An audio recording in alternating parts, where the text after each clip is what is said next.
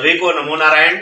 मैं श्री श्री 1008 महामंडलेश्वर राजयोगी आचार्य श्री आनंद गिरी जी महाराज आज बड़े सौभाग्य से मुझे इस हिंदू प्रतिष्ठान के कार्यालय दिल्ली में आने का अवसर प्राप्त हुआ और हमारे पाठक जी ने हमारा बड़ा भव्य स्वागत किया, बड़ा आदर सत्कार किया और इस देश की उन्नति और चरित्र निर्माण और राष्ट्र निर्माण पे बड़ी व्यापक चर्चा हुई, बड़ा मंथन हुआ और मुझे बड़ा आनंद भी आया।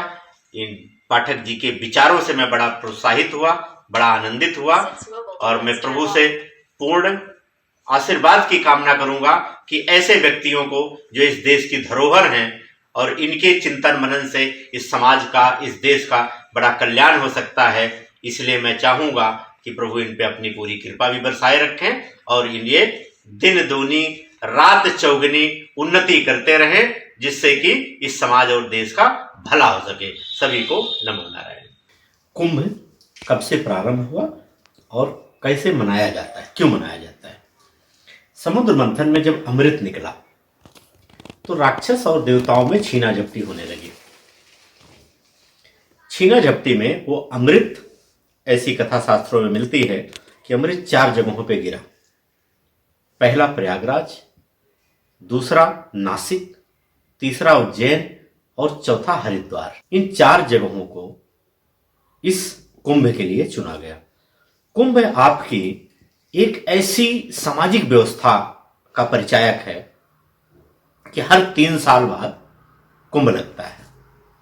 उस समय ये एक आज के जमाने के हिसाब से ले लो कि ये ओपन डिबेट हुआ करती थी। जो राजगुरु हुआ करते थे, राजाओं का जब राज्याभिषेक करते थे ना, राज्याभिषेक करने के बाद हर गुरु के पास एक दंड पास हुआ करता था और राजा बनाने के बाद उनके मुकुट पे दंड पास रख के कहते थे कि तुम राजा हो, विधाता मत समझ लेना, क्योंकि राज्य की न्याय व्यवस्था और दंड व्यवस्था आपके हाथ में है, लेकिन आपको दंड देने की व्यवस्था या अधिकार मैं अपने पास सुरक्षित रखता हूं। यही अर्थशास्त्री हुआ करते थे, यही राज्य का बजट बनाते थे।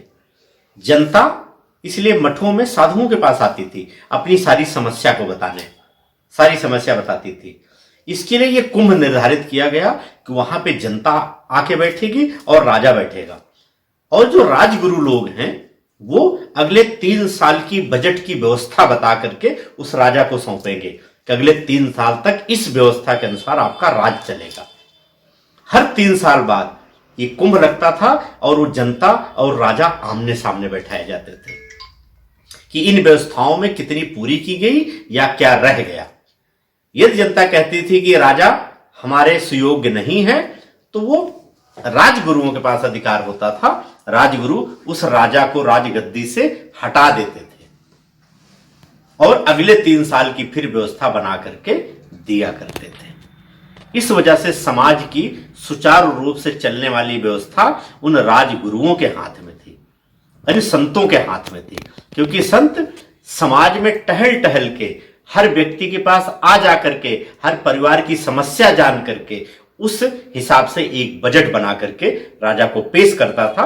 इसीलिए साधुओं को घर घर टहलना होता था, लोग गांव गांव टहलते थे, सारी समस्याओं का मनन करते थे, चिंतन करते थे, उसका वर्णन करते थे और समाज को सुचारू रूप से संचालित करने की एक व्यवस्था पेश किया करते थे। कुंभ का इतना बड़ा महत्व आज कोई न बताता है न कोई जानता है। जिसे धर्म कहा जाए वो सिर्फ यही एक जगह ही आकर के स्थगित होता है, आदि और अंत यहीं से होता है, जिसे धर्म कहते हैं, वो आपकी संस्कृति है।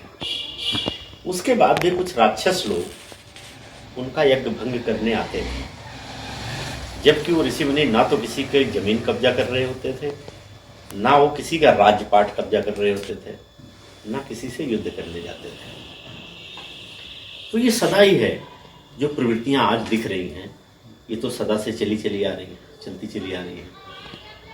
और जिनका जीवन नियम और मर्यादा से बंधा होता है वो कुछ भी करके अपनी चीजें नहीं पाते, लेकिन जिनके नियम और मर्यादा नहीं है वो किसी भी तरह से करके समाज में ज्यादा दिखते हैं, दिखावा उन्हीं को करना होता है, वो ज्यादा दिखते हैं। तो आचार्य चाणक्य ने भी एक बड़ी अच्छी बात कही है कि जब राजा कुछ न कर पाए, जनता को भ्रमित कर दे। जब तक जनता भ्रमित रहेगी, राजा राज करेगा। जिस दिन जनता जागरूक हो गई, उस दिन विश्वगुप्त आचार्य चाणक्य बन जाएगी और बिना शस्त्र उठाए नंदक वंश का संपूर्ण विनाश कर देगी। विचार योग्य बात यह है, कहते हैं कि सदा दूसरों की गलतियों से सीखो। खुद गलती कर करके सीखने से तो उम्र समाप्त हो जाएगी। थे तो इंसान है, ईश्वर थे नहीं, इंसान ही थे। तो समाज को या उस वातावरण को अपने हिसाब से चलाने में कहीं न कहीं हमारे पूर्वजों से कुछ गलतियां हुई, जिसका दुष्परिणाम आज हम लोग भुगत रहे हैं। और यदि आज हम चेतना में नहीं आए तो आने वाली पीढ़ियां इससे भी बहुत भयावह दुष्परिणाम भुगतेंगे। आपके विचार बड़े अच्छे लगे कि इस बारे में भी कोई तो है जो सोच रहा है, नहीं तो लोगों के तो विचार ही खत्म हो चुके हैं। ये बहुत उत्तम है। क्या है कि मंथन सदा राक्षसों और देवताओं के बीच में हुआ, तभी रत्न निकले। तो सबसे अच्छी बात यह है कि आप अपनी बात सामने वाले के पास रखें, जैसा कि आपने किया। ये बड़ा उत्तम तरीका है कि आपने किया। किसको कहेंगे, गार्जियन बैठे हैं, उससे विचार का मंथन होगा और हम उस एक सही मार्ग पर, जहाँ पे हम समाज का उत्थान कर पाए, सरल तरीके से कर पाए। ये बड़ा उत्तम था जो आपका विचार था, इसलिए मैं आपका धन्यवाद। ये हम लोग का भाग्य है कि आपका, हमें लगता है कि ये कुछ अच्छा काम कर रहे हैं, तभी अच्छे लोग अपने आप। बिल्कुल। पवन जी हमारे गुरु हैं, कहते हैं कि अगर तुम्हारे संकल्प में शक्ति है तो ईश्वर सारे ऐसी चीजों को आपके पास लाके खड़ा कर देता है। ये ईश्वर का काम है।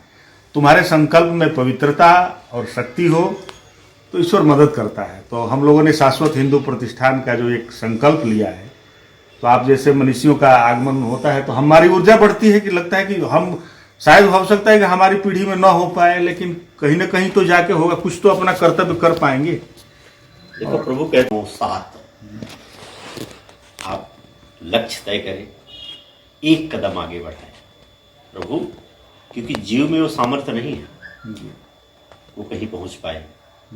लेकिन जब हमारी आपकी इच्छा शक्ति देखते हैं प्रभु, हमारा संकल्प देखते हैं, एक कदम हम आगे बढ़ाते हैं तो 7 कदम प्रभु आगे आकर के खींच लेते हैं, हमें वहां तक ले जाते हैं। और मिलेगा भी वही जो चाहिए। जो चाहिए ही नहीं वो किसी को मिलेगा कहाँ से। तो ये विचार करना और विचारों पे फिर उस पर प्रयास करना, ना कि वो विचार तक सीमित रह जाए। अब एक संकल्प कहते हैं ठान ले, इसी लोग कहते हैं ठान ले तो जीत, हार ले तो मान। और जब संघ में ठान लेते हैं, इसी को संगठन कहते हैं। संघ में ठान लेते हैं तो कि हम सब मिलकर संघ में ठान लिया तो संगठन हो गया। और संघ में ठान लेने से आप कभी निराश नहीं होते, आपका मनोबल सदा बढ़ा रहता है, क्योंकि आपकी शक्तियां बढ़ी रहती हैं।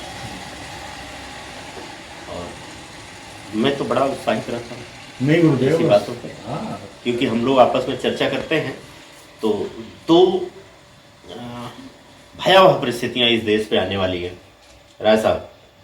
2 भयावह परिस्थितियां आने वाली हैं, जिसका कि उपाय अभी से शुरू करते हैं तो शायद आने वाले 50 सालों में कुछ ऐसी व्यवस्था देखने को मिले कि हम सब कुछ अपने लक्ष्य की तरफ बढ़ रहे हैं। क्योंकि बिना संतों के संस्कार नहीं बचेगा और बिना फौजियों के देश नहीं बचेगा। जिनकी जनसंख्या अप्रत्याशित रूप से बढ़ रही है, उनमें से ना तो कोई संत बनता है और ना ही कोई फौज में जाता है। वो सब राक्षस ही है। जिनमें से संत बनते थे और फौज में जाते थे, वो सब एक एक बच्चे पे आ गए। लेकिन क्या नहीं करना चाहिए, ये सबको याद दिलाना पड़ता है।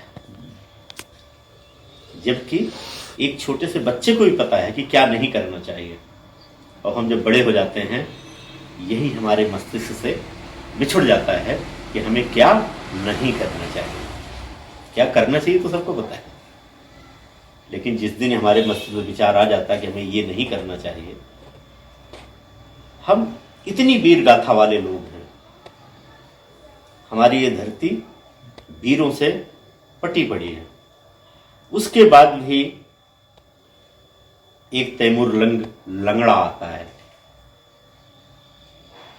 और इतने योद्धाओं पे भारी पड़ जाता है। कहीं ना कहीं इस पे संशय है, या तो ऐसा हुआ नहीं है या इतिहास हमें गलत बताता है, क्योंकि हमारी मोरल वैल्यू को डाउन करने के लिए कैसे संभव है। जो लोग कहते हैं कि 800 सालों तक मुगलों ने राज किया है, जो नवाब रहे हों, जो राजा रहे हों, आज वो पंचर बनाने पे विवश हों, कैसे संभव है? कैसे संभव है? कहीं ना कहीं एक प्रक्रिया होती है गुलाम बनाने की, कि उस व्यक्ति की पद्धति बदल दी जाती है, उसका नाम बदल दिया जाता है, उसके सिस्टम बदल दिए जाते हैं। ये तो सारी समस्याएं हैं। दूसरों की गलतियों से सीखो। गलती करना बड़ी अच्छी बात है, लेकिन गलती को दोहराना बहुत गलत बात है। तो हमारे पूर्वजों द्वारा जो उन्होंने दिया वो महानतम है। तो मुझे बड़ा अच्छा लगा पाठक जी कि आप जैसे लोग मुझे समाधान के रूप में दिख रहे हैं।